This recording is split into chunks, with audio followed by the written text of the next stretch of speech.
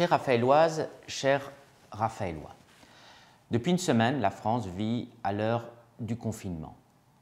Depuis une semaine, il vous est demandé de limiter vos déplacements et de ne les maintenir que s'ils sont strictement nécessaires, tels que le gouvernement les a définis dans le cadre des pouvoirs spéciaux déterminés par l'état d'urgence sanitaire.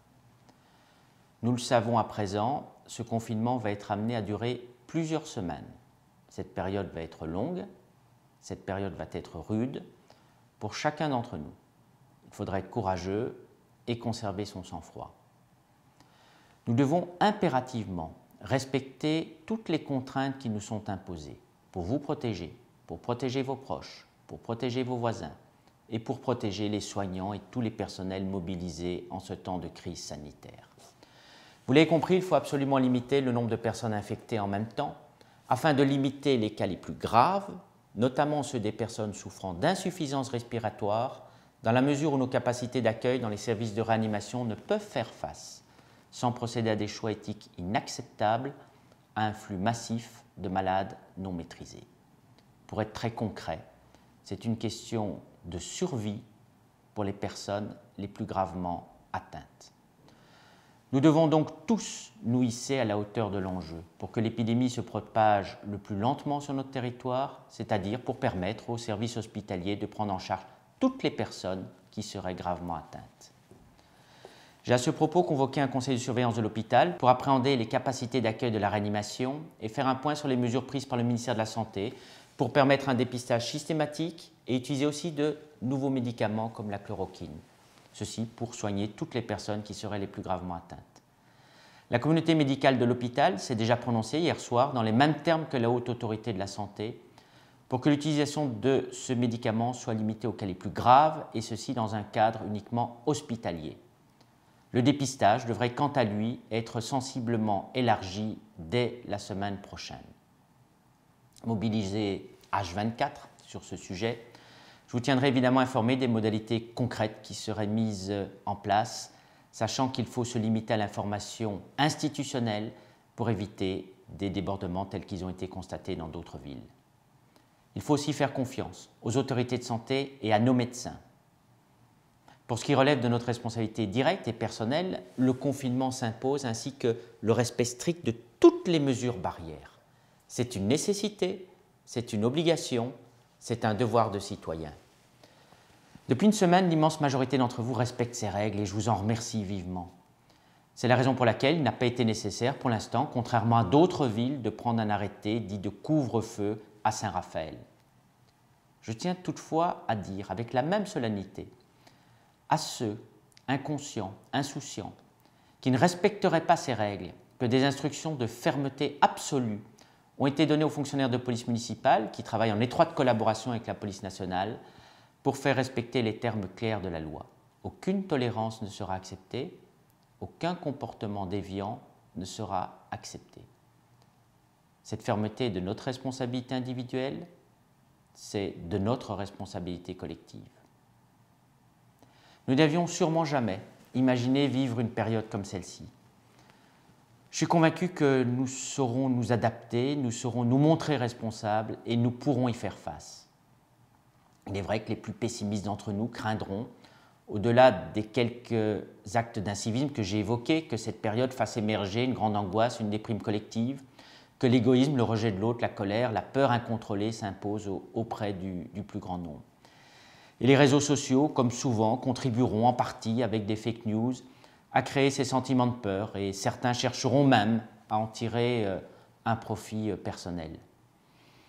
Pour ma part, je voudrais insister sur ce que l'on voit aussi depuis une semaine, c'est-à-dire le meilleur d'entre nous, d'entre vous, du respect, de l'altruisme, de la solidarité, des personnes qui sont mobilisées et qui font tout pour nous sortir de cette crise. Je vois ainsi des individus qui prennent soin les uns des autres, qui se soutiennent, notamment avec des initiatives bénévoles qui se développent aussi dans les services de la ville, puisque ce sont près de 100 agents qui sont déjà proposés pour intervenir. Un des enjeux majeurs de ce confinement sera que personne ne soit oublié. Depuis le début de cette crise, toutes les équipes de la ville sont mobilisées avec comme objectif votre sécurité, votre bien-être et votre santé. De nombreuses mesures ont été prises dès les premiers jours.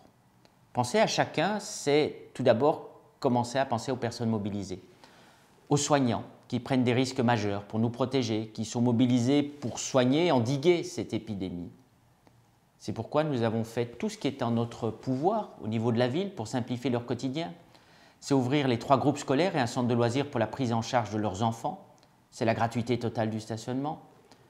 Nous avons également mis à leur disposition le stock de gel hydroalcoolique dont disposait la ville, et la ville attend aussi la livraison de 20 000 masques filtrants FFP2 pour ce personnel en contact avec le public. Les commandes se feront évidemment en flux continu.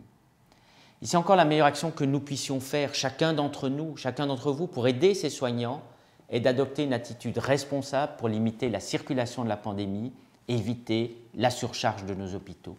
Rappelez-vous constamment, encore et toujours, que nous pouvons tous sauver des vies en respectant strictement les règles de confinement. Penser à chacun, c'est aussi immédiatement penser aux plus fragiles, en adoptant un plan spécifique pour les protéger. Et cela commence par les personnes sans domicile fixe. Pour ces personnes, l'action, nous la menons grâce à nos relations, à nos contacts avec de nombreux partenaires associatifs, Entraide 83, les Amis de Paula, Saint-Vincent-de-Paul, qui, face à l'urgence, ont déjà réussi à maintenir certaines actions pour davantage isoler les personnes sans abri, pour davantage leur apporter du réconfort et les protéger. Le CCS, quant à lui, a recensé 2200 domiciles fixes susceptibles d'être logés. Suite à ce recensement, les services se sont rendus dans des hôtels pour obtenir des chambres ou pour mobiliser aussi des salles municipales.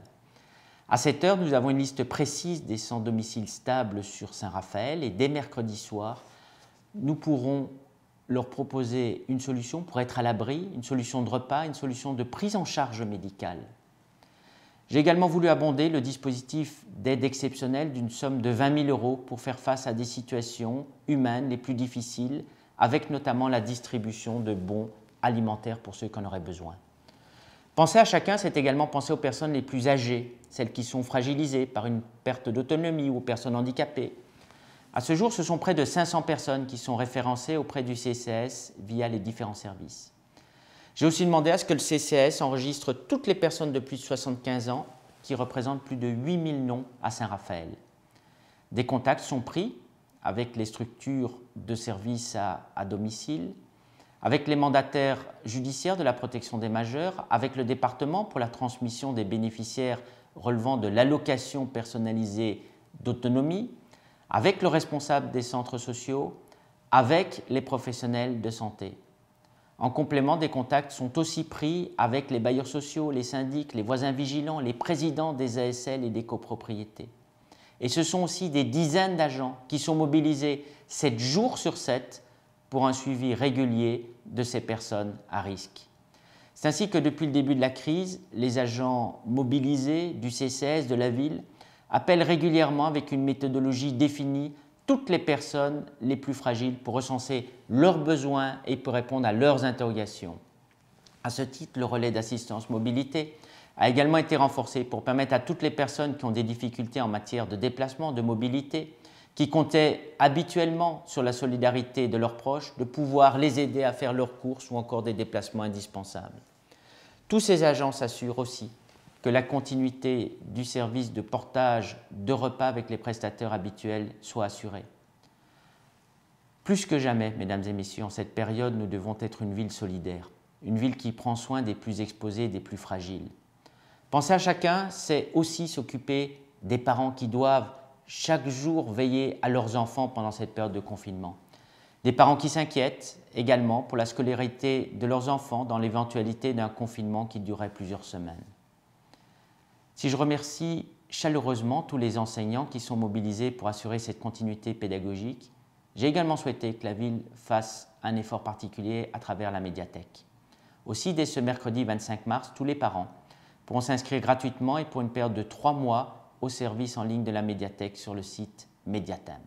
Chaque parent pourra alors accéder gratuitement à l'application Tout apprendre qui propose des exercices pour tous les élèves du CP à la terminale. Pour les plus jeunes, ils pourront aussi accéder à travers ce service à un espace de livres audio animés et à une sélection de plus de 50 titres jeunesse.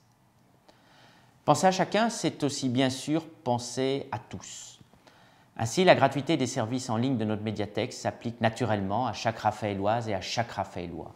Inscrivez-vous gratuitement sur le site mediatim.fr et vous pourrez accéder à des milliers de titres de presse, à des centaines de livres numériques récents et à de nombreuses idées d'auto-formation pour ceux qui souhaitent profiter de cette période de confinement pour perfectionner une langue, apprendre à mieux utiliser leur ordinateur ou découvrir un instrument de musique.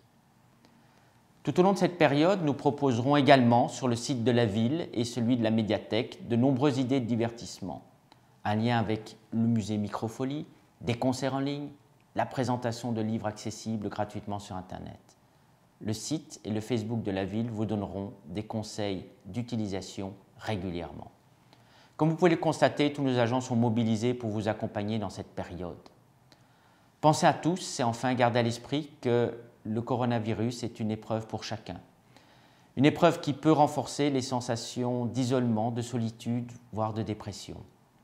Dans ce cadre, j'ai décidé de créer un numéro vert unique où vous pourrez poser toutes vos questions. Il s'agit du 08 83 700, 08 000 suivi de notre code postal. En appelant ce numéro aux heures d'ouverture de la mairie, dès jeudi matin, vous pourrez nous faire part de vos questions, de vos besoins, de vos inquiétudes, de vos difficultés. Vous êtes nombreux ainsi à nous écrire pour nous proposer de l'aide. En composant ce 08 83 700, vous pourrez ainsi nous proposer vos services. Et dès jeudi, sur le site internet de la ville, vous pourrez également déposer toutes vos demandes d'aide, toutes vos propositions de services, sur un module qui sera spécifiquement développé dans le cadre du coronavirus sous un onglet spécifique. N'hésitez pas à nous proposer vos services, n'hésitez également pas à nous faire part de vos besoins. Enfin, il est évident que l'ensemble de ces mesures d'accompagnement sanitaire et social devront aussi être accompagnées de mesures économiques fortes, très fortes, sur lesquelles j'aurai l'occasion de revenir prochainement vers vous. Mesdames, Messieurs, chers Raphaélois, vous l'aurez compris, face à ce confinement qui est amené à durer, vous n'êtes pas seuls. Toute une ville, des services sont à vos côtés, mobilisés pour faciliter cette période pour chacun d'entre vous. Ensemble, nous allons surmonter cette crise. Ensemble, nous sortirons grandis de cette épreuve. Ensemble, nous allons faire preuve de courage, de solidarité, de fraternité et de responsabilité. Chers Raphaélois, je vous remercie de vous être hissés à la hauteur de cette crise.